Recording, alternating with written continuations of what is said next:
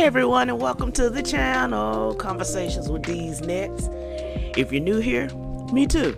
Let's have some fun on this journey together. We'll be working through the Tyler Perry universe, starting with Sistas. Today we are working on Season 1, Episode 4, New Stories. Please be warned, this is spoiler filled. So if you're just starting to watch, go ahead and stop now. I won't be hurt. I want you to enjoy it just like I do. So, we open with Jasmine and Andy in Andy's office at the desk discussing the beautiful makeup ring that Gary gave her while begging and crying to stay. Jasmine explains to Andy why she's staying with Gary. They've been together for so long that she will be willing to take a lot of shit because, love. Am I right?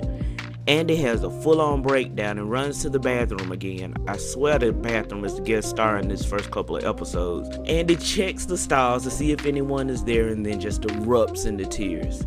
She calls Karen in tears. Karen asks if she's at work and tells her she will be there shortly. So when Andy finally leaves the restroom, on her way back to the office, her boss stops her and calls her into his office. He wanted to know what happened with Jasmine, and Andy advised that she came in on her own and decided on her own that she did not want to get a divorce. The boss man is only concerned about them dollars. What a money resign, what a money resign, what a money resign, what a money resign. That Andy did not convince Jasmine to spend. He sends her home to compose herself because clearly she has been crying. Now back at the salon, Aaron calls Karen and asks why hadn't she called him.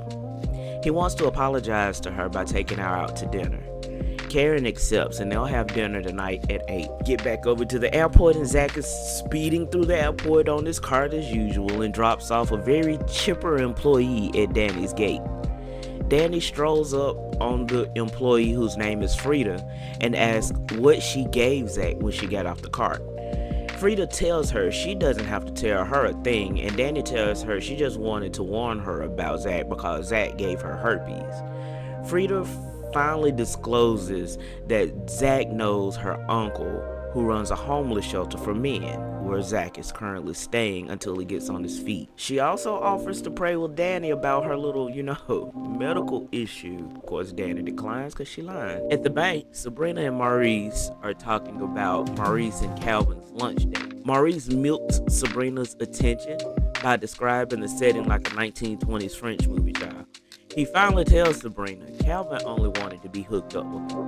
Sabrina asks why is Calvin so spicy, and Maurice finally explains to her that he's a good man. He's a good man for her. And she hasn't blown it with him yet, so she needs to go ahead and just reach out to him. He really likes her. And she does. Andy gets to Karen's salon and tells her why the boss sent her home. Karen took it as him looking out, but Andy explained no. He only cares about the money. Andy tells Karen the story of what happened with Jasmine in the office, up to and including Gary proposing and then giving that same ring to Jasmine that he used to propose to Andy with. Now Andy feels like she pushed Gary back into his wife's arms. No ma'am.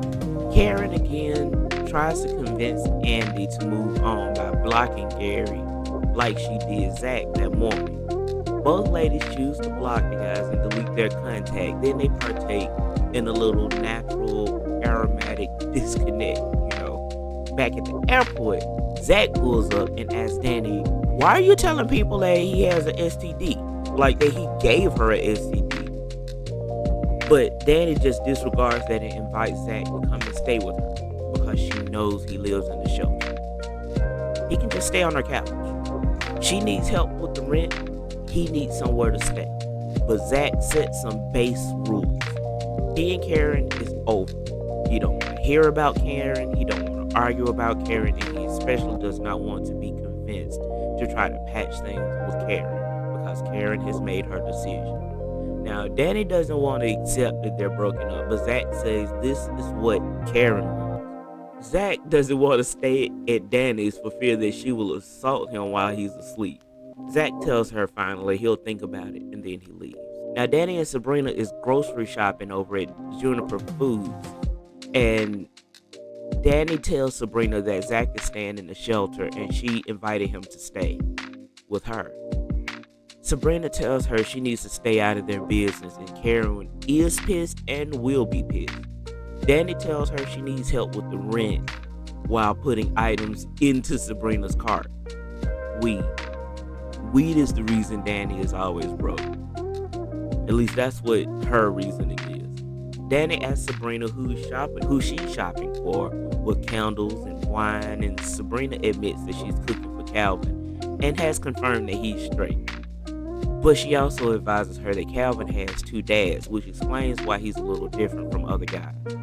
Danny bumps into Jerome, the guy that she's been talking about over the past couple of episodes that she has an imaginary relationship with. He's there with the lady that he's seeing. He's like, yo, we just slept together once. Like, what are you doing? Aaron and Karen, that's cute. Aaron and Karen are now having candlelight dinner over a couple of beautiful roses. Karen tells Aaron that she has had a long day and is tired, and Aaron offers to rub her feet in the restaurant before eating at the table. And Karen lets him after a little bit of convincing, because all of us think that's weird, right? Karen almost climaxes over a foot rub that Aaron learned in Thailand. And Aaron and Karen make small talk and a toast to make a new and great story. Aaron tells Karen that he's looking for a really great attorney, and Karen says she's heard that one before and provides Andy's number to him because he does want to get divorced. They had been married for 15 years, and Aaron was just at his brick wall when his wife cheated. He can take a lot, but cannot take her cheating. They seem to have a really lovely dinner, enjoyed each other's company, but Aaron, when it came time to pay, has forgotten his wallet. And of course, we have all heard that story as well. So Karen offered to pay the bill, but Aaron stops her. He offers to call his wife to bring his credit card, and Karen questions why he would call his wife if she cheated on him. Because they still live together and she has access to his wallet. Karen, please don't do that. You know he's still married. But Aaron doesn't want Karen to think that he's just some deadbeat dude that will stiff her on the bill, so he does go ahead and call his wife to bring his wallet. Calvin is at Sabrina's now with her favorite wine and tells her that she looks beautiful. Sabrina also wants to know how it was growing up with two dads. He explained that he had a typical childhood, and then he pours a couple of glasses of wine and makes his way over to Sabrina's record player. Donald just sounds better. I have my own record player, so I understand. But Gavin puts on some jazz and begins to dance. And it makes Sabrina uncomfortable yet again because she feels like, you can see it in her face, she feels like Calvin is dancing very, very feminine. Back at Danni's place, she's sitting on the couch partaking in a little Cheech and Chong while watching TV, but there's a knock at the door, and it's Zach, and he has questions and rules. First, he will pay half the rent, but she cannot come in the bathroom if he's in there. If she has company, please let him know in enough time so he can get out of Dodge. And 3, if he decides to, hell no.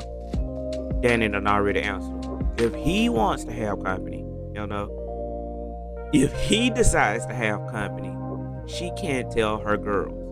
He pulls out his Velcro wallet, because, grown men still carry Velcro, and to give Danny the first half of the rent. But Danny wants the last month's rent, and the deposit. She was just picking exact though and asking if he's hungry. He says yes, and she's like, good, I'm hungry too, go ahead and cook. Now, Aaron's wife is at the restaurant giving him his wallet, and Karen calls Andy while she waits. They speak briefly, and Karen has to go because Aaron is on his way back. Andy turns and walks into her apartment, and Gary is sitting on her couch. He informs her that he has officially left his wife and is moving in with her. Really? You just go walk in and announce that you just go move in to somebody else's house? Sure, Gary. Sure. So let's talk. These are my final thoughts on season 1, episode 4, New Stories. Now, Gary got down on one knee, proposed to Andy while he's married, and she rejected it. So what does he do? He takes a secondhand ring, because that's pretty much what it is, and gives it to his wife. Yeah, that is the epitome of tacky. For him to have the amount of money that he has, like, why not just go return it? Like, why did he think that that was okay for him to give his wife a ring that he had promised to another woman that he thought that he was in love with while he was with his wife? How tacky is that? But if it's good for you, it's great for me. And I love that Zach comes in with his own base rules. Like, listen, I am not sleeping with you.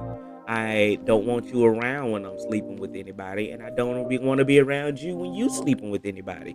So let's go ahead and get that on the table up front. I don't blame him. The way they talk about Danny's pretty bad, but I don't think the way that Danny wanted to fight other women in Karen's place behind Zach, I don't think Danny would be that kind of friend that would cross the line to sleep with her friend's ex. So they can say what they want about her, but I think that Danny is just joking. But it's good that he did go ahead and set his rules up front, so there wouldn't be any question. And it's undeniable that Karen has baggage from that relationship with Zach. She finds it odd that this man is still cordial with his ex-wife, even though she cheated. I understand that there's anger. I understand that there's anger, but as an adult, a married adult that has kids with their spouse, you still have to remain cordial. I don't care how much you dislike this person, you still have to be cordial enough to be able to raise those kids together. So what exactly does Karen expect from a man who wants to get divorced but is not yet divorced? You expect him to go no comunicado just off the bat because he met her? Come on, Karen. Pick up that baggage and go dump it. And how do we feel about Calvin and his dance? I didn't see an issue with it.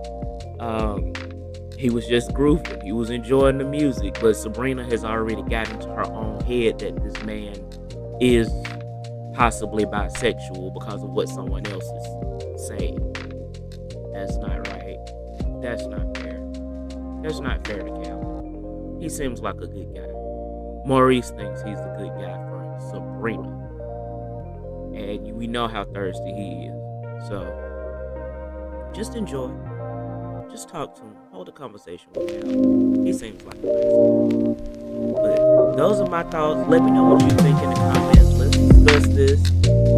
Because the decisions here are weird. And maybe it's because I'm